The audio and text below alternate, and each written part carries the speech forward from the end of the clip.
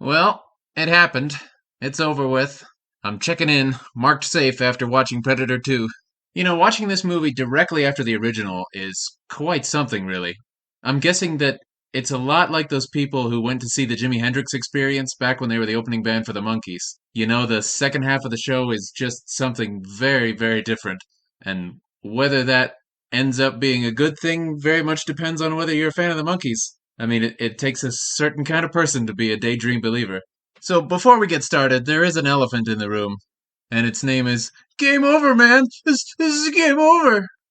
In the previous episode when I was defending how Predator is so much better than Aliens, and I stand by it. When I took the time to single out and make fun of Bill Paxton, I did not realize the man was going to be back to haunt my nightmares from now until eternity. But Paxton's back, baby. Back and more annoying than you ever thought possible, my friends. I mean, if you've ever seen True Lies, which you definitely should, if the answer's no, if you've ever seen True Lies, the reason he's so perfectly cast in that is because the man was the living embodiment of a used car salesman. That was what he was born to do. He lived that part. He believed in it, man. It was real. But casting him as a police detective and then giving him that same persona, those same god awful jokes, real gems like, yeah, so the doc says I'm gonna need a stool, urine, and semen sample. I tell him, hey, I'm in a bit of a hurry. Can I just leave my underwear? Shit like that. Like, even if he's not eating a hamburger, he always manages to sound like he is. You know what I mean? That's a very specific talent. And I mean, as is the ability to make the pussy jokes from the original movie seem like Shakespeare by comparison, which he effortlessly manages to pull off. So, more power to you, Bill. More power to you. Rest in peace, brother. I really would love to shake the hand of whoever's responsible for the line of thinking that goes, well, we lost everybody in the first one. We can't get Jesse Ventura back. We can't get Carl Weathers, Sonny Landham, etc. So I know we'll get Bill Paxton and Gary Busey, everybody's favorite couple of guys. That'll really pack 'em in the theater. And speaking of which, this movie does pose a philosophical question of sorts. Namely, how many Lethal Weapon actors can you get into one movie of a different franchise? We got Gary, we got Danny Glover, obviously. I managed to spot Steve Cahan in there. I think one of the guys from the LA Street Gang in the opening scene, but I might just be remembering him from Last Action Hero, so don't quote me. But we're still up to three. It's interesting to see so much crossover, but on the other hand, I'd be willing to bet that the producers of both were one and the same. And speaking of Danny Glover, I have one thing to make absolutely clear right here and now, and that's that I have nothing bad to say about him. As a leading man, as a character player, I think he's one of our great underappreciated and underused American actors, and I just am sorry to have to see his efforts as a leading man boil down to stuff like this. Because I would love to see Danny in way more stuff, and it just doesn't seem like it happens. One person who did return is the same guy I spent so much time at the top of the last episode talking about, Alan Silvestri. He did come back and do the music once again. But what I thought was weird was how infrequently they seemed to reuse any of the themes from the other movie. It seemed like they were almost nervous to.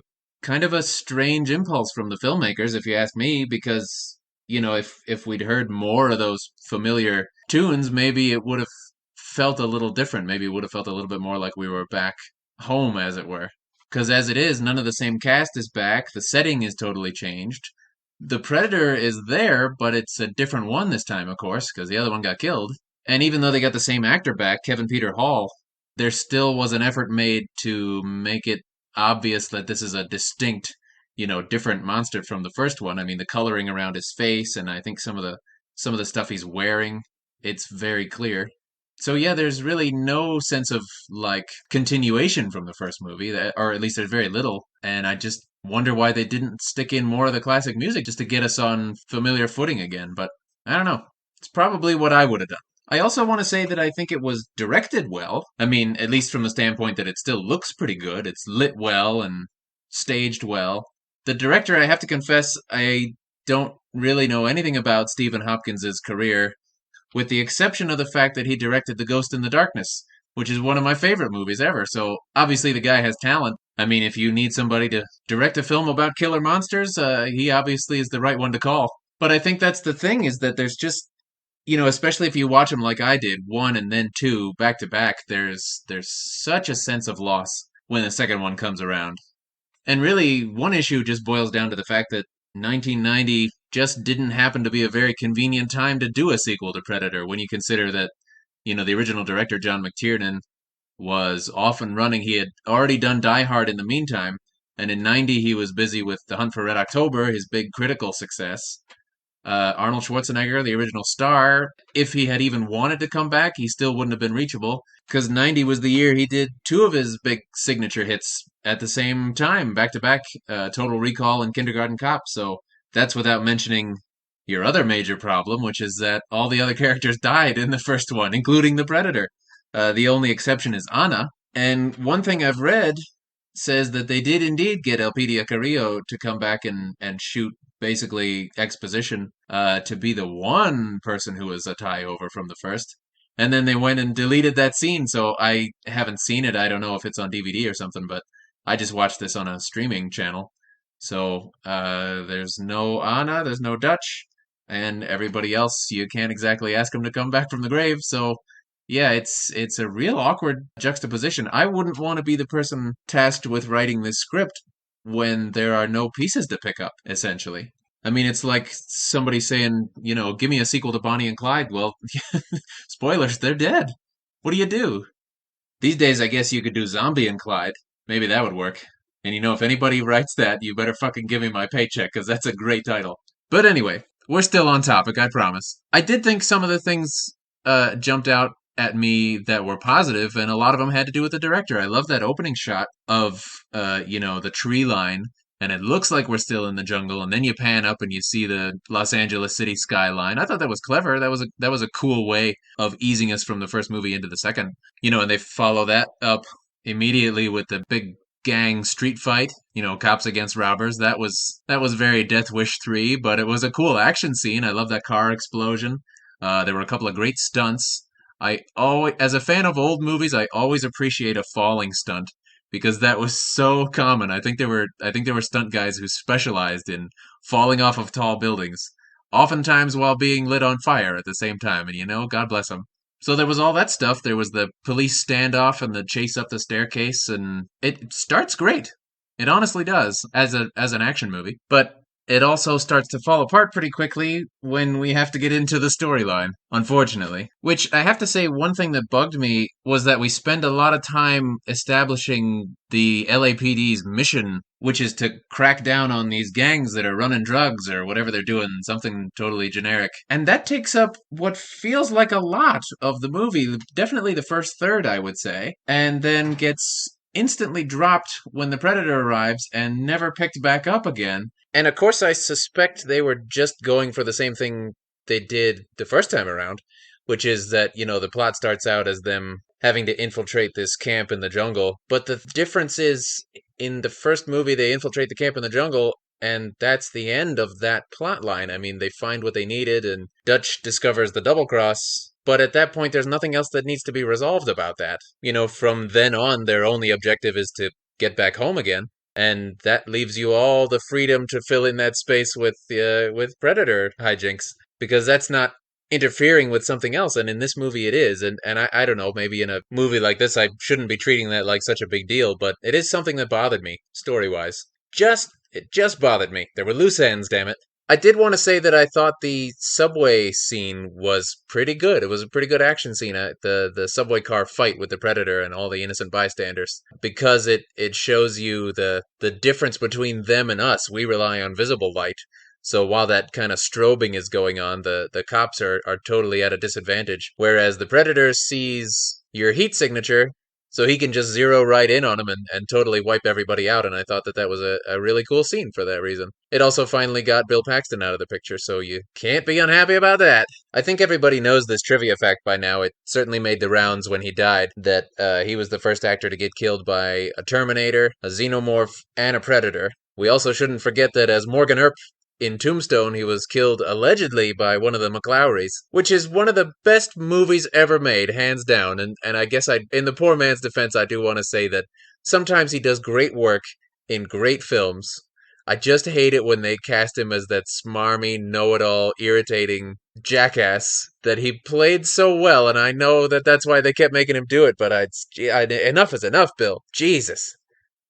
So yeah, I thought the subway scene was excellent. It's probably the highlight of the movie, but it's also immediately followed by two special effects that I really did not like.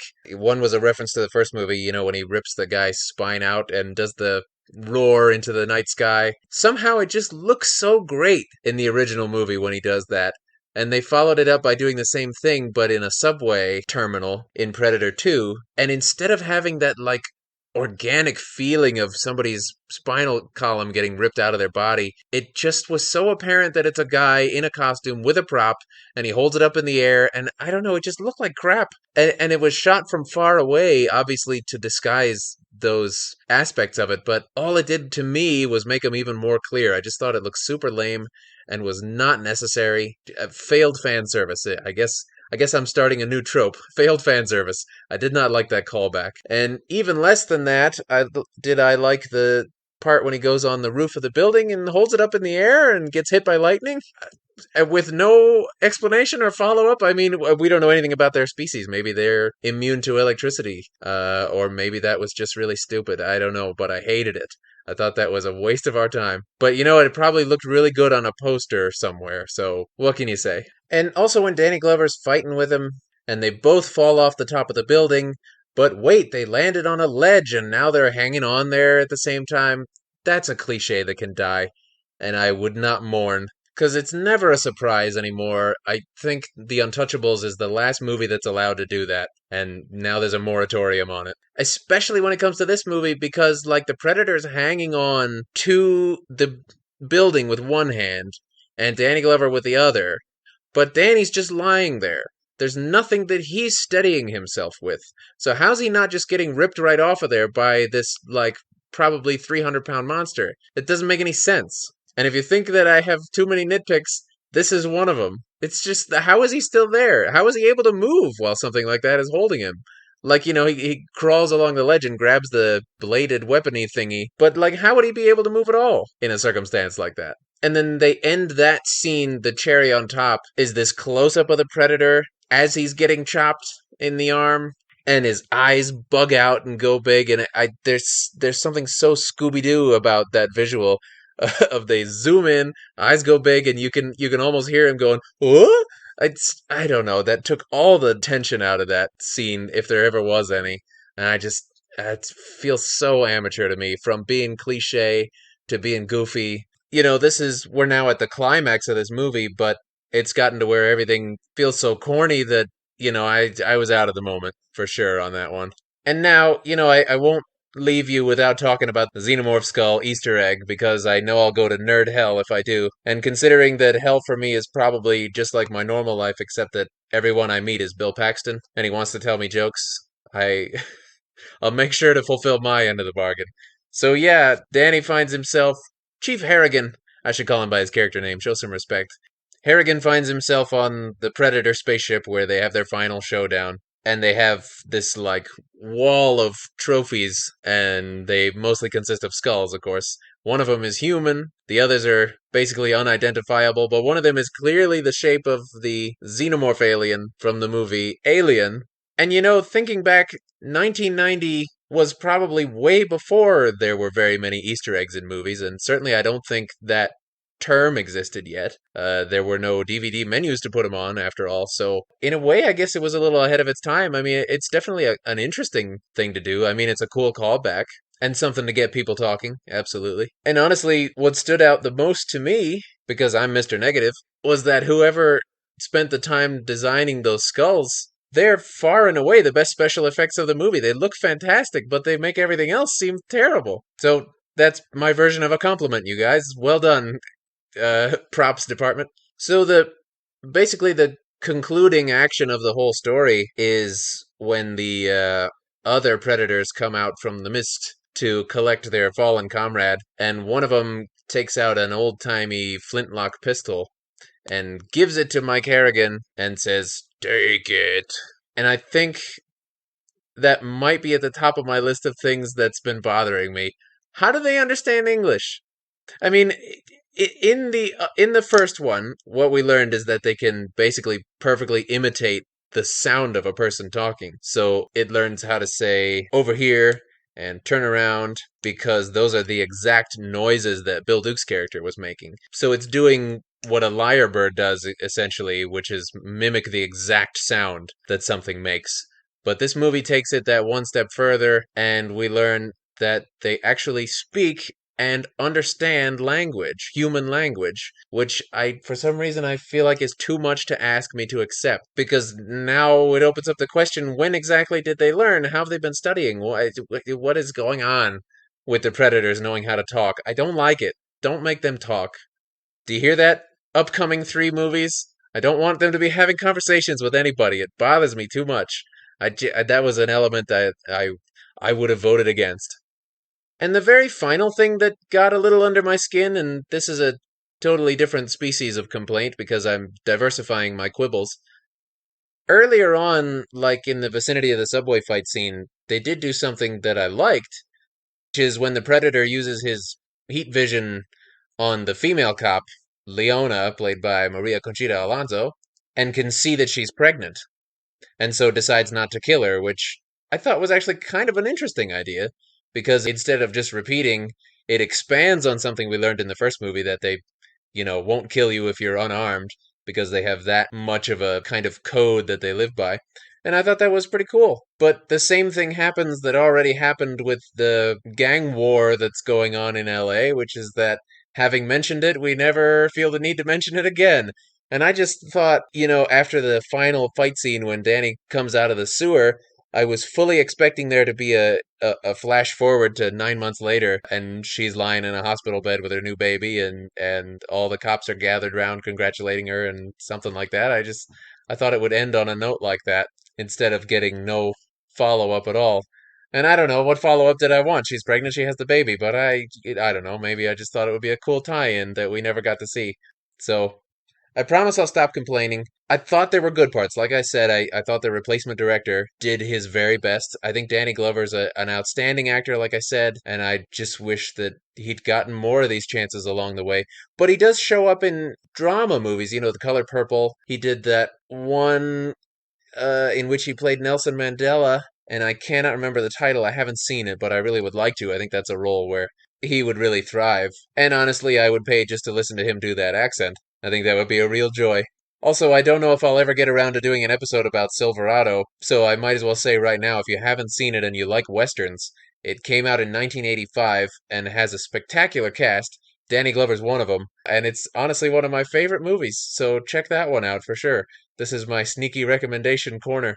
But yeah, I think a lot of the people involved gave it their best shot on this movie, but for the most part, it just comes across very uninspired, probably rushed into production after the first one was kind of a surprise hit. It doesn't feel to me like it's nearly full of as many creative ideas as the first movie is. Even though they made their best efforts with introducing a brand new setting, there nevertheless is a certain staleness to it, I feel. And more than anything, it's probably just a victim of having such a tough act to follow. That original movie is so unique and great, and was a prime example of lightning in a bottle that I just feel they should have left it alone, I really did have some hopes that I was going to be doing this as a Misfit sequel episode, because I love it when I get to discover a sequel that's actually underrated and I feel it deserves some recognition. This one I didn't. I just honestly didn't. I walked away feeling disappointment much more than anything else. But I'm going to try to keep an open mind when it comes to the next three because, again, I know there are a lot of people out there who have nothing but good to say about them, and I hope I'll be discovering some real merits to these others that, I don't know, I'm just trying to stay positive here. And that's very difficult for me. It's not my natural state. So, in closing, I do want to say that I ended my episode about the first movie by saying my big fear is that they're going to completely explain everything about the Predator culture and way of life and where they're from and what they do and who they are as people. And it's going to be basically like the Phantom Menace, where you find out Darth Vader lived in a hut with his mom on the desert. And it's like, oh, overload of detail. I don't want it. I want some mystery preserved. And I do have to say, Predator 2 kept the mystery basically intact. It was pretty similar to the first one in that way. So I'll leave us with this movie on that thought that, one of the things that's so special about Predator is that sense of mystery, and Predator 2 at least showed some respect for that. So here's hoping the next ones will have the same understanding about what makes it so great, and I certainly have more to discover, and I hope it'll be good. So join me next week when we make the big jump into 20 years in the future when they finally made a third one, Predators. See you then.